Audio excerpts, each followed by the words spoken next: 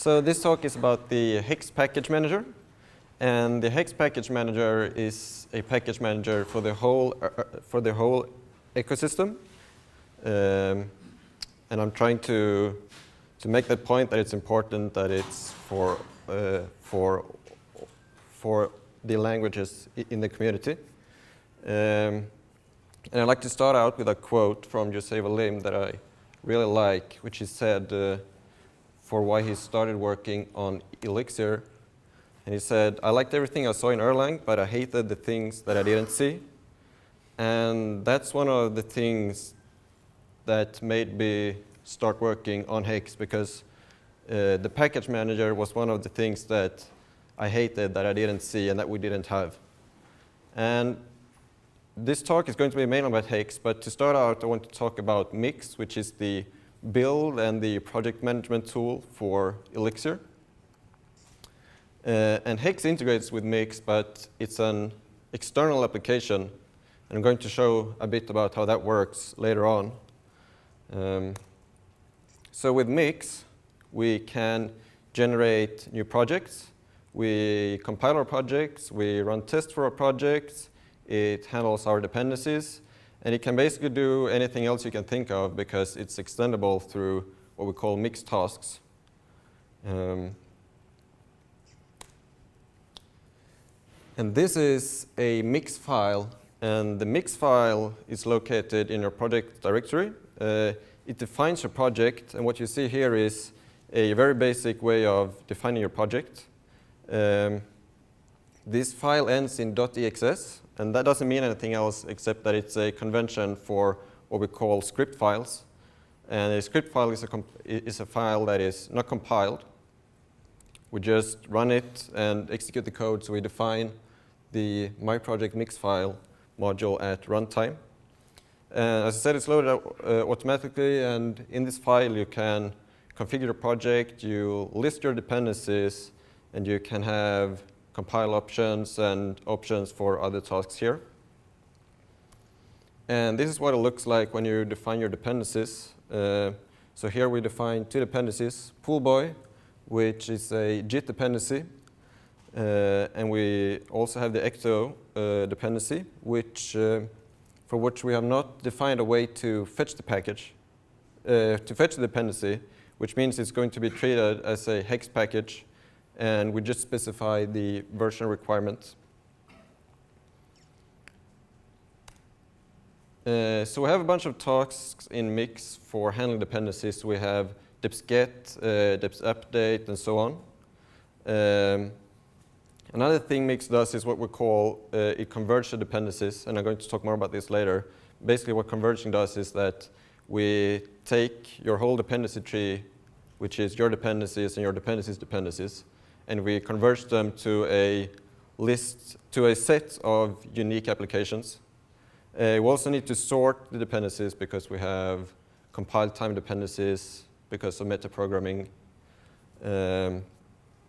Another very exciting thing we have in Mix is what we call repeatable builds. And what we mean with repeatable build is that everyone that is using your project is going to get the exact same set of dependencies and the exact same versions of those dependencies. And we can achieve this with the Mix lock file. And to lock a dependency means that we lock it to a specific version. And every time we fetch the dependencies, we will get this version that is in the lock file. And only explicit actions by a developer will unlock a dependency. So we have, for example, deps-update that will update the lock. And this is a file that you should also commit to version control so that all the developers of your project will get this file and get the exact same dependencies. We also support rebar and makefile dependencies. And they work as long as they follow OTP conventions, which most projects do, of course. And it can also fetch sub-dependencies of rebar projects. So rebar projects kind of work out of the box with Mix, and that's really great because that means we can use all of the existing great libraries that exist in the community already. So I mentioned mixed tasks earlier, and a mixed tasks is basically a module that follows this interface. It's namespace under mixed tasks, and it has a function run that takes a list of CLI arguments. And when you have this in your project or in one of your dependencies, it will be available like this as a task that you can call via mix. And two examples of libraries that makes use of this are Ecto and XRM. So Ecto is a library for building, for wrapping databases, and it's a query DSL for databases. And it has two tasks that I want to show. It's first have the Ecto gen migration task that will generate the boilerplate for a migration, for a database migration. And it will generate that in your project. We also have the Ecto migrate task that runs the migrations. And EXRM is the next project that I want to talk about. And it's a library that generates OTP releases. It makes use of relics to generate the final release, but it can take the metadata that Mix provides and the OTP configs that we have in Mix and compose everything to a final release. And this is also how Hex integrates with Mix. So Hex provides tasks for publishing packages or registering a new user, adding owners to packages, and so on. And we are finally at Hex. So like I said earlier, Hex is a package manager for the Erlang ecosystem, for the whole ecosystem. And I said that because I think it's very important that it's not just for Elixir, it's for the whole ecosystem. And you can already push Erlang packages, and there are quite a few Erlang packages on Hex already. And I'm going to talk about later about how you can use Mix for your Erlang projects and other Erlang tooling that are starting to integrate with Hex. So this is the brag slide. This is the number of package downloads per month. So we started out last year in May, and last month in February this year we had almost 200,000 package downloads. So that's very exciting, and it's growing, as you can see. So that's great to see, I think. So now I'm going to talk a bit about how Hex integrates with Mix. And mainly it does that through Mix tasks. It's a standalone application, like I said, so it's not bundled with Elixir like Mix is. So when you install Elixir, you get the build tool Mix in the whole package. But Hex is installed separately. And this is kind of because Hex is much newer than Elixir. Elixir has reached 1.0, and Hex is still in the beta stages. So this is an easy way to do it. And in the future, we might bundle Hex with Elixir, or we might continue to have it separately, because it's actually working quite great still. And this is just an example of Hex tasks that we provide. So there's tasks for registering new users, publishing packages, updating your registry file, and so on. And Hex is installed as a code archive. And for those of you who don't know what a code archive is, it's a very basic thing, actually. It's just a zip file that contains Beam files and application files. And it's not an Elixir feature. It's a feature of the code loader that comes with OTP. And the code archive just looks like this. So this is basically what the Hex code archive looks like. We name it for the version so that we don't have conflicting versions. we have the app file, we have all the module beam files. And when Mix starts, we load all these code archives. So we basically add them to the code load path in your home directory. And this is a really great way to extend Mix. There's one issue with code archives, though, and that is that they are it's an issue for Elixir because it's compiled code, and with Elixir we don't have the same binary compatibility that OTP has. So we need to make sure that we match the Elixir version with the code archive version. And to make that streamlined, we need to make sure that updating the archive is really easy. And Mix provides tasks for installing archives and so on. And we do this by having a Mix task that installs Hex.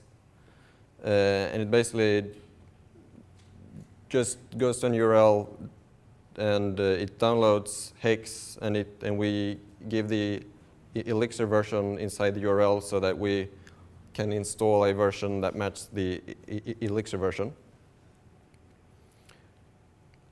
And we also include all the Hex versions in the registry file, which contains all package versions. And I'm going to talk about the registry file later. So this way, we can inform users when there's a new release of Hex so they can update it. And finally, it integrates with Mix through the remote converter. And the remote converter is called by the converter, which I'm going to talk about just in a moment. And to talk about that whole flow, I'm going to talk about the flow of what happens when you run the task that fetches dependencies. So the first thing we do is run the converter. And the converter traverses your dependency tree in a breadth-first fashion. As it is traversing, it is converging dependencies. And converging a dependency means that we see if they have the same application name. So then we know that we need to converge them into a single application. And we also do checks like see if they have the same SCM, so that they both use JIT, they both need to point to the same JIT repository, they need to have the same branch or tag or reference. And we try to do this converging. If the converging fails, we say that the dependency is diverging, and we inform the user, and the user can then see this error, and they can either handle it by fixing it, or they can fix it by specifying so they can fix it by defining a dependency that is overriding at the top level project. So that is one way to always get around the issue. And as we are converging down, we fetch dependencies. We fetch JIT dependencies. We're skipping Hex packages at this point because the Hex package dependency resolution is a different thing that we need to do at a later stage because it's a bit more advanced than it's using. Because we have the whole registry, we can do the dependency resolution in a much smarter way. And I'll talk about that later. And finally, we need to sort the dependencies because, as I said earlier, we have compile time dependencies between dependencies. So we need to sort them to make sure that we compile everything in the correct order. So after the Mix converter run, we have skipped the Hex packages. So then we can run the remote converter, which calls into Hex. And we call into Hex giving all the Hex packages we found during the original converter run.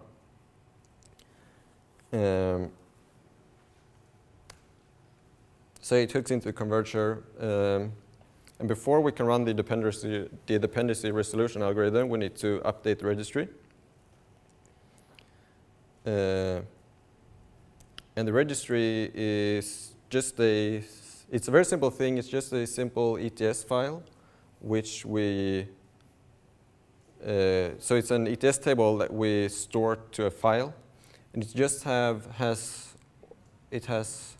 all the packages, all the versions of those packages, and for each package version pair, we specify all the dependencies and all the version requirements on those dependencies. And it's an ETS file today because it was a very easy way to do it. We can just persist the ETS table, and it's very easy to distribute. One problem, though, is that an ETS file is not really optimized for storage. It's not optimized for space, I mean. So today we have around 500 packages and almost 2,000 versions of those packages. And this file weighs in at around 350 kilobytes and a bit over 100 kilobytes compressed. So we need to change the registry format at some point in the future because this is not going to scale in the future. And we have a few ideas for how to do that. But it's not a big problem yet because it's still only just a bit over 100 kilobytes to distribute. So after we fetch the registry, we can continue with the dependency resolution algorithm. And the dependency resolution algorithm tries to find a matching set of dependencies. So if you remember from the last slide, we have the requirements. So every package specifies the version requirements on its dependencies. So when we have those version requirements, we can run on a resolution algorithm that finds a set of dependencies that are ensured to match, or ensured to match if the requirements are correct. And we are recommending everyone to use semantic versioning, and it's not perfect because there's nothing assuring that you're not introducing breaking changes and so on, but it's been working well so far, and I think it's basically the best thing we can do. So the dependency resolution algorithm starts by getting all the hex packages from the converger, and those are called pending requests. So pending requests are packages that we have yet to process in the resolution. We also have a list of activated packages, which are packages that we have find a version for, and that is the version that we're going to use. So at number one, we start with the packages we got from the converger run. Next step is to take the next pending request, which is the next package that we have yet to process.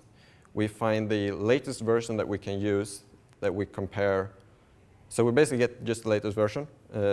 We compare that against all the activated packages requirements, and we first try the latest version, and then we try all the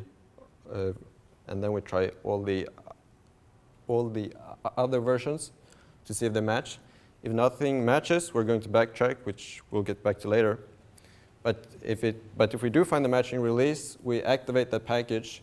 When we activate it, we add the dependencies of the package to all the pending packages, and we save the current state for backtracking. So we save the current point in the resolution so that we can go back to this place if we find an issue later on.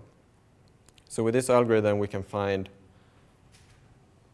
if there is a matching set of dependencies, we're going to find it. The problem is that if you have a very huge dependency tree, this algorithm has the potential to take a very long time because it's basically trying all the different, it's going to try all the different combinations of all packages.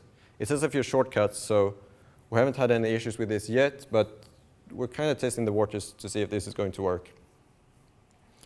Another problem with this algorithm was that it was very hard to find. So if there was a problem in the resolution, it's very hard to say to the user, where this problem was, because it could be any, because it could be any combination of problems. But what we find was that every time that we do a backtracking, we can say the version requirements that failed, and we print those to the user, and those are a good indication of what the user can do to fix the issue. So finally, in the deps-get process, we're going to fetch packages. We do this by doing HTTP requests to the CDN where we store the packages. We are starting to do parallel fetching of packages, which improved performance a lot, and we're caching the packages locally. So if your net is going to go down or something, we can use the packages that you have on your computer. And even before we started to doing parallel fetching, this was a lot faster than fetching by shelling out to JIT or something like that to fetch packages or to fetch dependencies. So next I'm going to talk quickly about what a package looks like when we distribute it. So this is a package tarball. So it's just an uncompressed tarball which contains a version file which we can increment if we're doing breaking changes for packages for some reason. We also have a metadata file which describes the package and a checksum for integrity. And then finally we have a compressed tarball inside which we call contents, which contains the source code of the package. And the reason we're using source code is basically because in Elixir it's very hard to do pre-compiled packages. And that is because of metaprogramming. Someone, depending on a package, can specify in their configuration something that changes the produced compiled binaries. So it's just easier to do source code. I'm going to talk a bit about ideas about doing precompiled packages later on.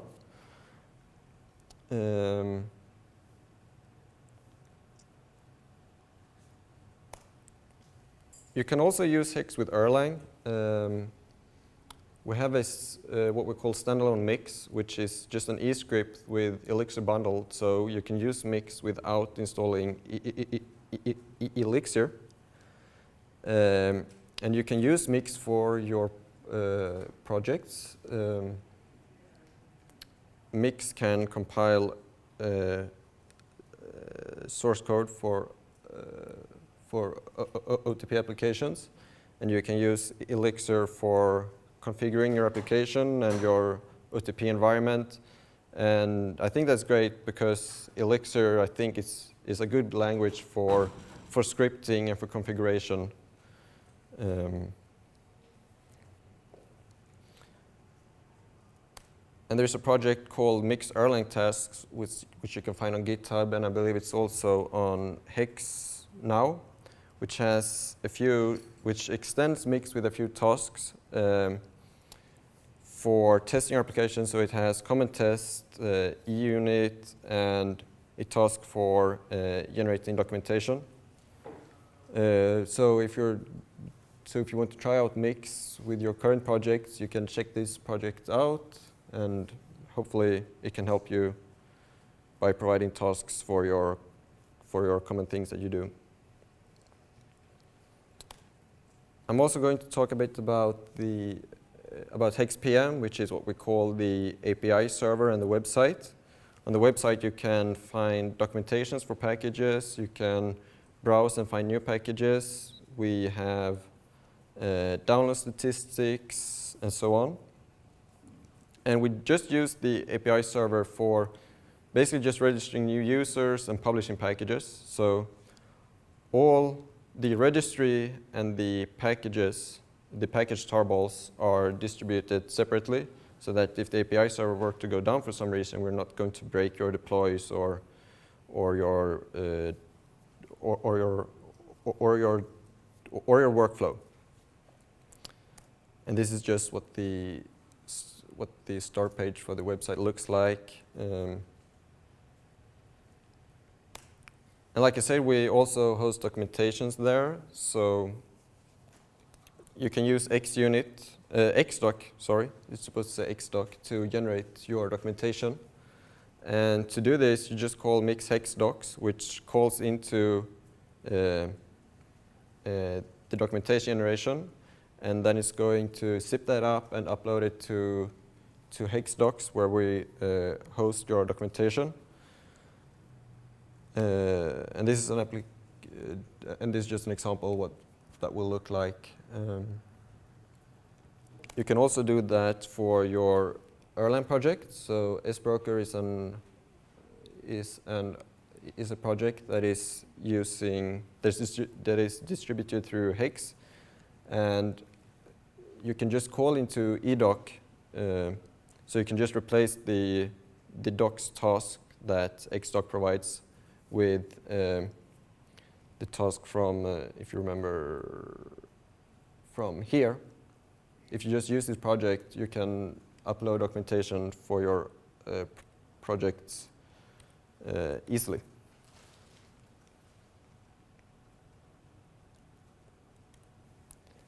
And Mix already has support for building eScripts, but we're also going to add the support for installing eScripts globally. And eScripts are just a compiled binary with the Beam code that you can run from your shell. And if you remember from earlier, this is what it looks like to define your dependencies. And we're going to use the same format for installing eScript. So you can either go through JIT or through Hex, and it will fetch the JIT dependency or the Hex package, and will use the existing functionality for installing, for building the eScripts, and then it's going to install it somewhere on your local system where you hopefully have your path pointing to. And this functionality is going to come in the next minor release of Elixir, which is going to be 1.1.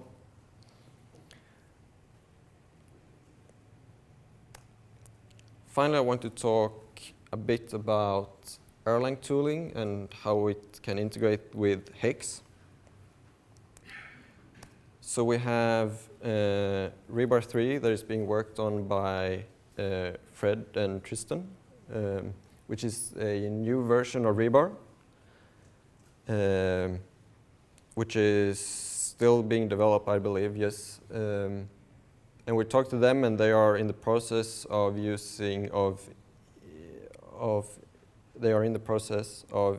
implementing support for Hex.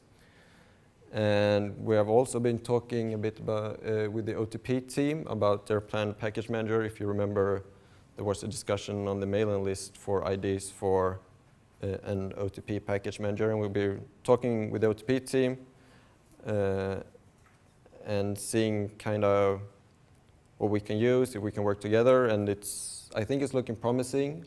The things that we showed each other was the formats, the idea for formats for metadata and so on. It's very similar to what we have today in Hex. So I think that can work great. And rebar 3 also is looking promising. They had a requirement that I want to pre-compile packages. And like I said earlier, the current packages are just being distributed as source code because it's easier for Elixir applications. But for OTP applications, it's much less common that your compiled code is going to be different because of some kind of configuration. It's almost always exactly the same. The only thing that you need to keep in mind is that you need to pre-compile for every new major runtime version. So we're working with them, and we have a proposal for how to do pre-compiled packages, and that's looking very promising. And I think rebar 3 can use Hex, and that's great because the goal with Hex has always been to be for the whole community, for the whole ecosystem. So the idea is to have one shared specification, and then we can have multiple clients and multiple servers that are implementing the specification. And the specification is just to share the same format for the registry. We share the same format for the package so that we have the same format for the tarballs and how they are laid out. And also the same HTTP API so that everyone can publish new packages the same way. And this is great because it means that we can still have many different build tools. We can have rebar, we can have mix, we can have build tools created by the OTP team, but they are still talking the same language when it comes to the package management. And that's great because that means we can all focus and have packages on the same place, or at least find packages in the same way. And we don't even have to have the same repository for all the packages. We don't have to have HexPM. HexPM can be one alternative, and then there can be curated repositories for those that like curated repositories. And so on. There can be one repository, for example, for all the applications in the OTP distribution, that the OTP team can control. So that is the big picture of Hex, that the idea is that we can all use it in the end. Thank you. That was everything from me.